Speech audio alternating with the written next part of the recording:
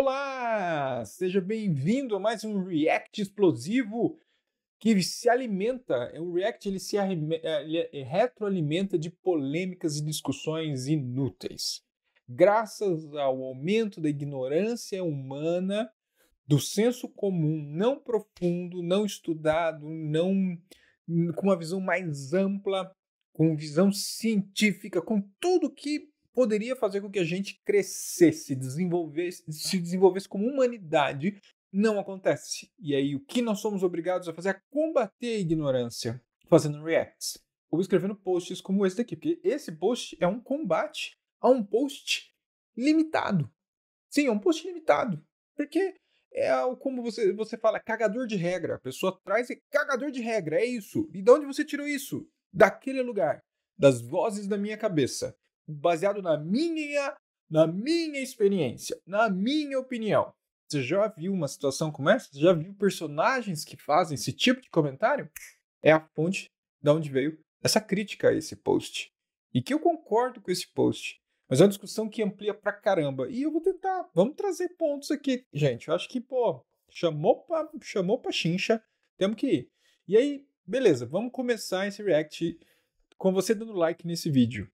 Dando like nesse vídeo aqui. Ele é polêmico. E se inscrevendo no Design Team. Porque o Design Team, ele é um canal para discutir sobre tudo. Inclusive, só não teve vídeo essa semana na quinta-feira. Porque teve vídeo. Você notou que teve vídeo todo dia? Sou eu trabalhando. E você pensa que eu só vivo do YouTube? Tô na meiuca também. Fica a dica. Como é que sobrevive? Não sobrevive. É assim que eu tô. Ainda mais gravando post sobre isso. Mas vamos lá. Não, eu comentei nesse post, eu pedi permissão para a pessoa que escreveu até para. Posso citar você, mas eu não vou citar, não vem o caso essa exposição. Mas fica aí meu agradecimento por esse post. Inclusive eu elogiei. E esse mesmo post recebeu combates. Por quê? Leiam comigo. Nessa câmera. Abre aspas.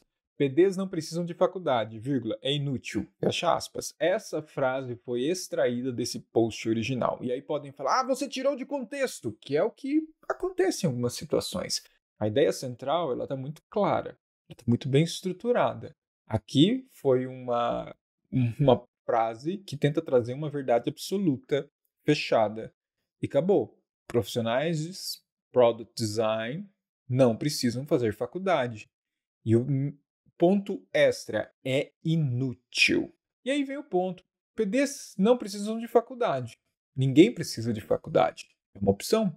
Sim, realmente, é uma opção. Quer fazer faculdade ou não. E aí vem um ponto. Conheço vários profissionais muito bons que não fizeram faculdade. De design, de marketing, seja do que for, não fizeram uma graduação, né, seu bacharelado, licenciatura, não passaram por faculdades. Mas isso não é uma verdade absoluta. Isso não é uma informação geral, generalizada. É uma regra para todos, né? Ainda mais quando a gente pega multibilionários, que também são alguns dos exemplos que algumas pessoas se apegam, que também não fizeram faculdade e se tornaram brilhantes. Eles não são uma regra, até porque são bilionários. Então, não tem como a gente definir como um ponto único e fechado. É uma possibilidade de não fazer faculdade? Totalmente. Sinta-se livre. Mas é inútil. E é aí que vem a questão. Para mim, esse é o ponto-chave. Não fazer faculdade fazer faculdade é inútil. Essa é a lógica. Fazer faculdade é inútil. Vamos ver o que a pessoa escreveu no post contra-argumentando exatamente essa frase. Não sabe fazer uma pesquisa. Daí vem realidade, dois pontos. Eu esqueci. Realidade, dois pontos. Né? Não sabe fazer uma pesquisa de qualidade porque não tem noção de epistemologia. E onde você aprende uma visão de epistemologia? Na faculdade. Ali, na academia. Tendo uma construção de um pensamento científico. E olha a importância disso. Não sabe dizer a diferença de método dedutivo para método indutivo. Ou seja, em uma instituição acadêmica, você tem a possibilidade de desenvolver, sim, visões de métodos, essa visão lógica do raciocínio, da pesquisa científica. Então, dentro de uma instituição de ensino, que inclusive ela se preserva em manter essa forma de se pensar esses métodos e essas discussões, você tem essa possibilidade de ampliar suas visões, hipóteses, discussões e pesquisas e aplicações e processos, até para sair do senso comum e não enxergar tudo como uma verdade absoluta. Refém de framework. Eu gostei desse argumento, eu acho muito importante, porque você não consegue, de certa forma, criar um processo mental, né, se você não desenvolve ele, para que você quebre caixas de formatações prontas de algo para ser entregue. Você simplesmente pega e replica. Não desenvolve em algumas situações uma habilidade de quebra daquilo que existe, um entendimento, um domínio e uma quebra daquilo que existe para uma adaptação funcional para contextos, para pesquisas, para iniciativas. Então, eu acho bem interessante. Facilmente escravizado pelo ChatGPT. De certa forma, estamos discutindo aqui sobre as formas de se escrever, de se compor, de se elaborar, né, de pensar, e aí você acaba levando tudo para o ChatGPT mesmo. Quer facilidade maior? Mas onde está o seu raciocínio? Obsessivo compulsivo por pixel perfect, enquanto o churn está comendo mal. De certa forma, a gente pode analisar, eu analiso essa frase aqui, que é um limite de visão e ampliação do que design realmente pode fazer. Não que uma instituição de ensino superior vai dar essa possibilidade concreta e direta, mas uma formatação mental aplicada e vindo através do aprendizado de uma academia possibilita você a enxergar que não é só o concreto que precisa ser entregue, mas existe toda uma história, uma análise, pensamentos dedutivos, métodos dedutivos que vão ampliar uma discussão e que vai levar, sim, para uma visão estratégica, né, de negócios, como a gente está falando.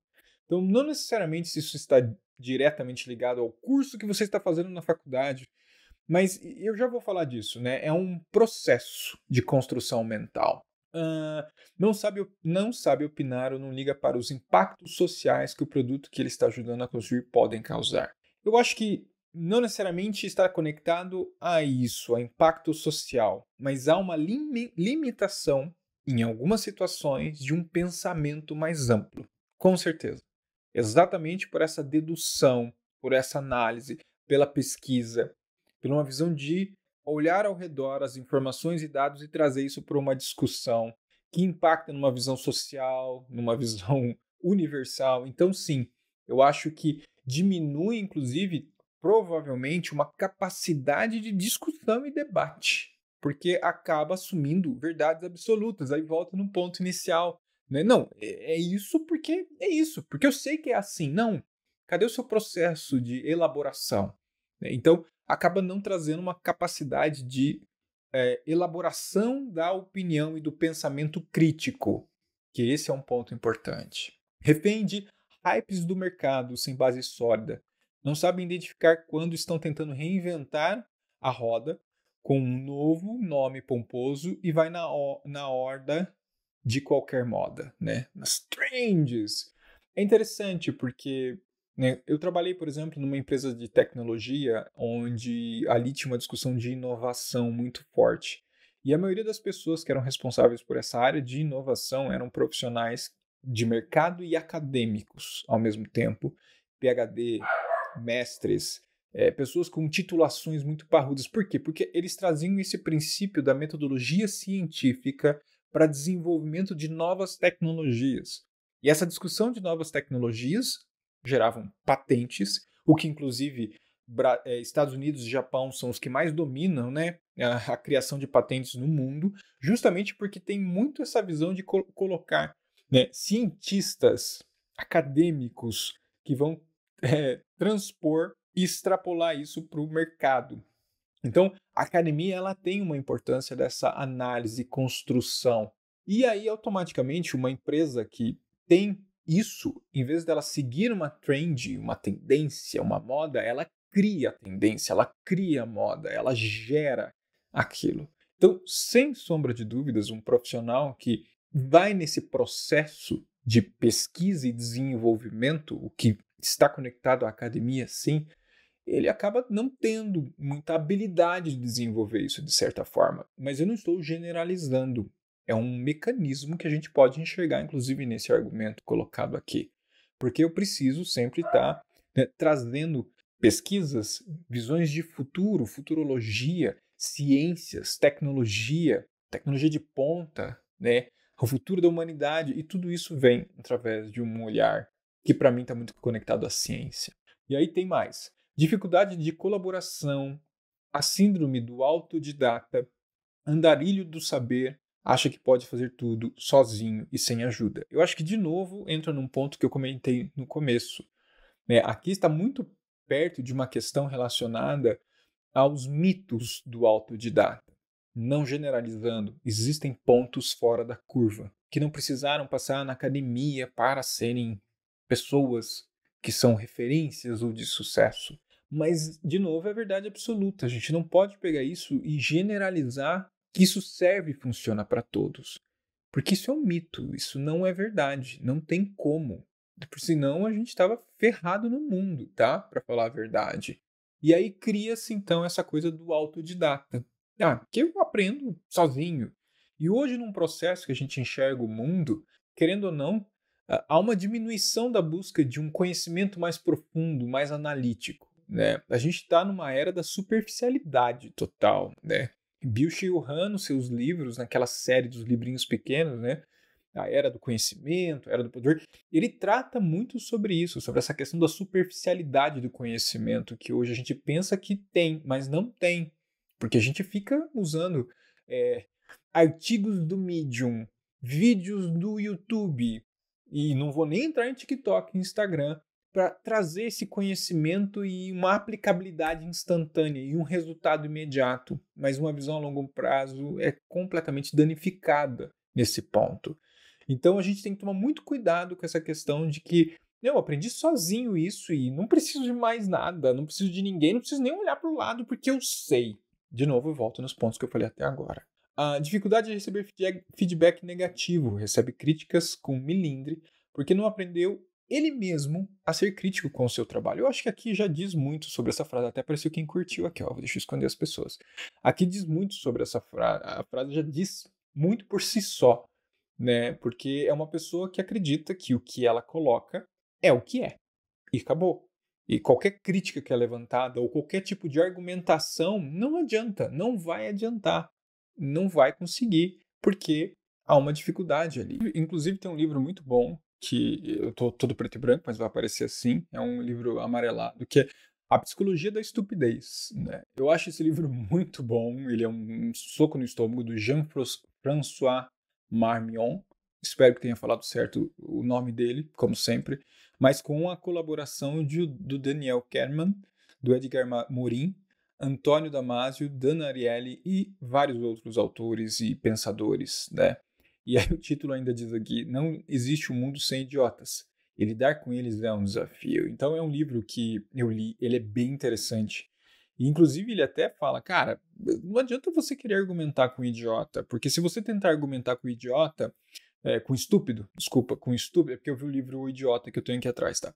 Mas se você tentar argumentar com uma pessoa estúpida, você também será uma pessoa estúpida.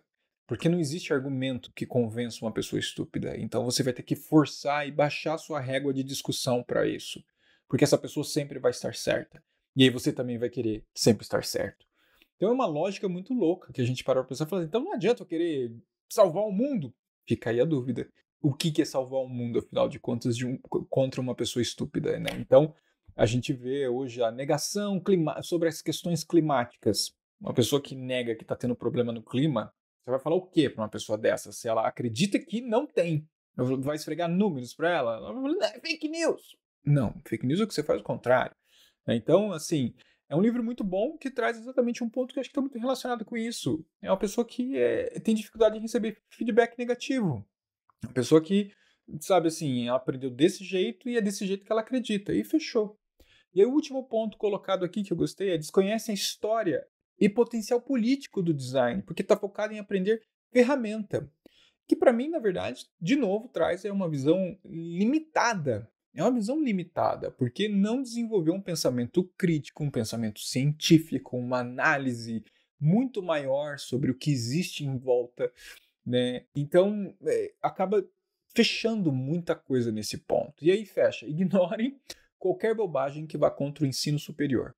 Eu super concordo. Eu acho que essa frase, ela diz muito. E protejam os júniors de cair nessas arapucas. Sem paciência pra gracinha hoje. Sensacional. Eu acho que a gente entra, assim, num ponto muito importante aqui, que inclusive eu fiquei para comentar no final, né? É uma opção não fazer. E o problema é que a gente vive hoje numa situação e num mundo que não é só hoje. A gente vive em um mundo imediatista, onde eu preciso de coisas concretas. Eu preciso ter aquilo para agora e que eu enxergue.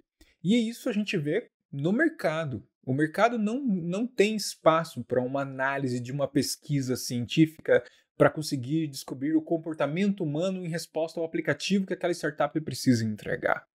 E essa necessidade de imediatismo, ela cria exatamente esse contraponto à academia, que busca, cara, não, a gente precisa entender de fato o problema para trazer uma resposta. Não é da mesma ordem assim, joga no ar, vê qual é o problema e vamos ver qual é, e aí muda, pivota. Então, você nota uma grande diferença entre academia e mercado nesse aspecto. E quando a gente vê um post desse, ele responde ao mercado, a uma necessidade de pessoas que entrem em empresas e entreguem simplesmente. Não vou generalizar, porque existem empresas que abrem para uma discussão muito mais ampla de desenvolvimento, de pesquisa, de análise, mas outras não. E aí, quando a gente vê um post como esse de uma pessoa que fala que faculdade é inútil, ela está respondendo a uma entrega imediata e que é limitada, porque isso é descartável a longo prazo. Uma empresa, quando ela tiver as suas telas bonitas, ela não precisa fazer um AV2 de tela bonita se ela não quiser. E aquela pessoa de design, se ela não abre para uma discussão muito maior de negócios, de estratégia, de pesquisa, através de um pensamento que ela precisa desenvolver, ela está descartável no mercado, ela vai ser mandada embora. E para mim, o ensino superior, ele é muito importante não no que você está ali no concreto aprendendo, não é na disciplina necessariamente de antropologia, na disciplina de Gestalt estética, o problema é esse, é quando a gente se apega ao elemento da disciplina, que a gente quer ver um ganho de valor concreto e imediato.